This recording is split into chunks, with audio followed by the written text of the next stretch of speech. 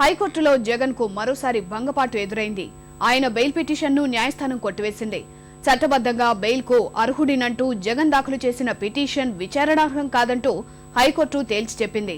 అందుకే ఈ పిటిషన్లో సాంకేతిక కారణాలతో కొట్టివేసినట్లు జస్టిస్ శేషసేనారెడ్డి తీర్పు వెలువరించారు.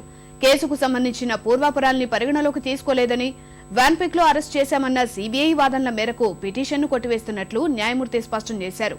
జగన్ ను కేవలం వ్యాన్పిక్ వ్యవహారంలోనే అరెస్టు చేశామని, ఇతర కేసుల్లో కాదన్న సీబీఐ వాదనల్ని న్యాయమూర్తి పరిగణలోకి తీసుకున్నారు. వ్యాన్పిక్ వ్యవహారంలో ఆగస్టు 14న సీబీఐ అభియోగ పత్రం దాఖలు చేసిందని, అప్పటి నుంచి నిందితుడు జగన్ 309వ సెక్షన్ ప్రకారం జ్యుడిషియల్ రిమాండ్లోనే ఉన్నారని పేర్కొన్నారు. అందువల్ల చట్టబద్దంగా బెయిల్ కు అర్హుడిననే అంశం ఉత్పన్నం కాదని వ్యాఖ్యానిస్తూ న్యాయమూర్తి బెయిల్ పిటిషన్ను కొట్టివేశారు. సెక్షన్ 437 ప్రకారం జగన్ దాఖలు చేసిన సాధారణ బెయిల్ పిటిషన్పై మధ్యాహ్నం వాదనలు జరగనున్నాయి.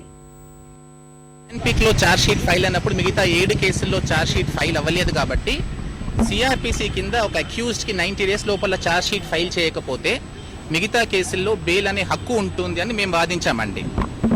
దానికి సిబిఐ ఏమని వాదన చెప్పిందంటే, మేము అరెస్ట్ చేసింది ఓన్లీ వ్యాన్పిక్ కేసుల్లోనే, మిగతా కేసులు అరెస్ట్ చేయలేదు, మిగతా కేసుల్లో రిమాండ్ కోరలేదు, కాబట్టి మిగతా కేసుల్లో బెయిల్ ఇచ్చే సమస్య ఉండదు అని సిబిఐ ఆర్గ్యుమెంట్ చెప్పింది.